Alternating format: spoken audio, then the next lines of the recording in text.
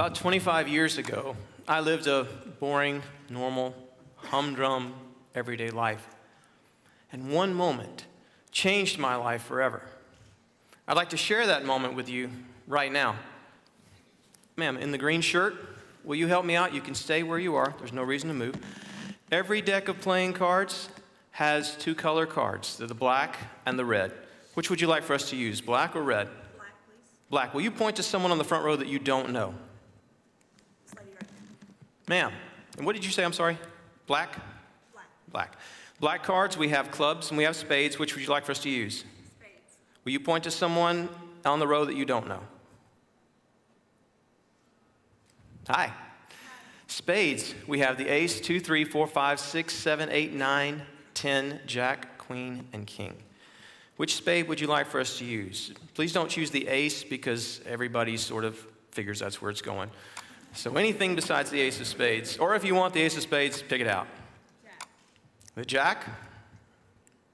All right, jack of spades, right there. Now I need to point out something very important. 3 people made 3 random choices, 3 random possibilities. In every deck of playing cards, there are 52 choices. And all we needed was one of those 3 people to change their decision. If she'd chosen the red cards instead of the black, we would have had a different outcome. If she had chosen the clubs instead of the spades, we would have had a different outcome. If she had chosen any card besides the jack of spades, we would have had a completely different outcome. So with 3 people making 3 random choices, how in the world could I possibly know that between the 3 of them, they would pick this one? Now, you see that moment right there? That second where, for just a second, anything could possibly happen. That is the moment I decided to become a magician. It's the moment when I saw something happen that couldn't possibly happen, and I realized that my way of thinking had been wrong up to that point. But the art of magic is the art of subterfuge. What you think you see happening isn't always what's happening. There are things going on you never notice. That's why it's called misdirection. When you want to create a magic trick, you have to come about it in a very roundabout, creative way of thinking. And as I started getting involved in the art of illusion and how magicians think, I began to realize that my way of thinking in other areas had begun to change as well. I didn't approach problems in a linear, straight-to-the-point method like I had been, but instead, I started using a roundabout kind of thinking that magicians use when creating an illusion. For example, as a magician, you and I see the world differently. And don't get me wrong, I don't see ghosts floating around the room or Disney characters running down the aisle. My medication is taking care of all that. You're perfectly safe. No, I'm talking about the way we look at things. For instance, money. You look at money and you try to think about what you're going to spend it on. I look at money and I try to think about how I'm going to make it disappear. Now, there are those of you who argue with me and say that a coin can't disappear unless you destroy it somehow, and that's, a viable argument. There are no natural laws of science that allow a coin to simply vanish into thin air. But I'm a magician. And impossible is where I actually have to start, because if anyone can do it, it's not really magic, is it? So with a little practice, a little knowledge, just a little cheating, I can do something like that. Now, think about what you've just seen. Every magician performs for 3 types of spectators. The first type says, that's impossible, it can't be done, shut it down. They give up. And unfortunately, in life, that can translate to them giving up too soon in other areas. But when I want to create an illusion or a magical miracle, the first thing I have to do is I have to approach it with an open mind. I can't say that it can't be done. I have to say that it can be done when, not if, I find the solution. You see, some problems really are insurmountable if we approach them from the same direction we always have. But oftentimes, when we look at them a little bit differently, we find that it's not really the problem that needs to change, but it's our approach to it. Let me illustrate this point. Look at this random string of letters behind me.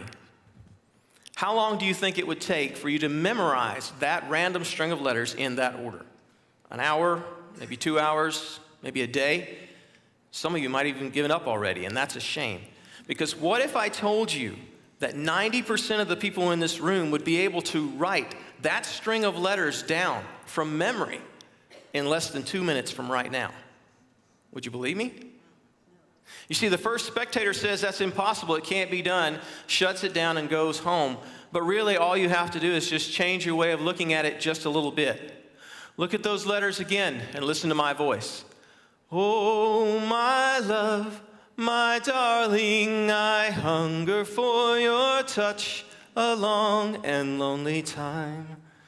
See, now, some of you are thinking of Patrick Swayze and Demi Moore and pottery right now. You were. I know, I saw it in your eyes. They lit up as soon as I started. I saw that. And some of the younger ones are thinking, who are Patrick Swayze and Demi Moore? And that's, it was the 80s. It was great. You should have been there. But if you know that song, you could right now take a piece of paper and write that exact string of letters down. OMLMDIHFYTALALT, and so forth and so on. And the problem went from it can't be done to it can't be done that way, but it can be done this way. It went from difficult to easy in just a matter of seconds. So that first spectator says it can't be done and shuts it down when all you really have to do is approach it from an open mind and look at it a little different. Now, my second spectator always says, that's impossible. I wonder how he did that. And that's good, because that means you acknowledge the fact that even though what you saw is unexplainable, it did happen. Now you just want to know how. That's the type of leader who says, let's reach this goal through the established paths that others have taken. And that's the second thing I have to do when I want to create a magical miracle. I have to say, what has worked for others in the past to accomplish this goal? See, the letters that we just looked at, that was something that someone else did for me last year to help me memorize something. It worked then, and ultimately it worked now for us. Magic is filled with history, famous magicians who did incredible things that people can't explain. But if you're a student and you're willing to invest the time, all the answers are there. It's very easy to become a clone of another magician. And it's incredibly easy to become a clone of someone else, or a sponge, just soaking up the knowledge of other people and never actually doing anything with it. Some people love to play it safe and follow in the footsteps of others. They say there's no reason to reinvent the wheel, and that's fine, but it doesn't work for the third type of spectator. Because my third spectator, that's the one who says, that's impossible. I wonder how I could do that. And that's the one. That's the one who says, I didn't think that goal was achievable, but now that it's been crushed, I want to know how I can do it my way.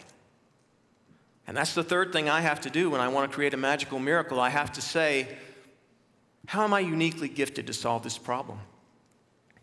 What knowledge do I have that I can combine with my own little quirks and ideas and inspirations to do this my way?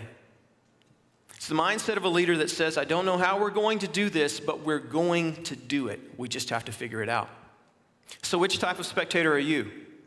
Do you seek an answer with such passion that nothing will dissuade you? Or do you just see yourself as average and don't really think you're capable of anything more? My favorite poem was called It Couldn't Be Done. Somebody said that it couldn't be done, but he, with a chuckle, replied that maybe it couldn't, but he would be one who wouldn't say so till he tried. So he buckled right in with a trace of a grin on his face. If he worried, he hid it. He started to sing as he tackled the thing that couldn't be done, and he did it. Now somebody said, oh, you'll never do that. At least no one ever has done it. But he took off his coat, and he took off his hat, and the first thing we knew, he'd begun it. With a lift of his chin and a bit of a grin, without any doubting or quit it, he started to sing as he tackled the thing that could not be done. And he did it. Now, there are thousands to tell you that it cannot be done. There are thousands to prophesy failure. There are thousands to point out to you, one by one, the dangers that wait to assail you. But just lift up your chin with a trace of a grin. Take off your coat and go to it. Start in to sing as you tackle that thing that cannot be done. And you'll do it. Now, what seemingly insurmountable thing do you need to accomplish? Maybe you don't need to create a miracle. Maybe you just want to, learn a new language or a musical instrument, or get out of debt, or start a new business, or repair some broken relationship in your life. But whatever it is something someone else has done. So which type of spectator are you? It can't be done. I wonder how he did it. I wonder how I could do that. Approach it with an open mind.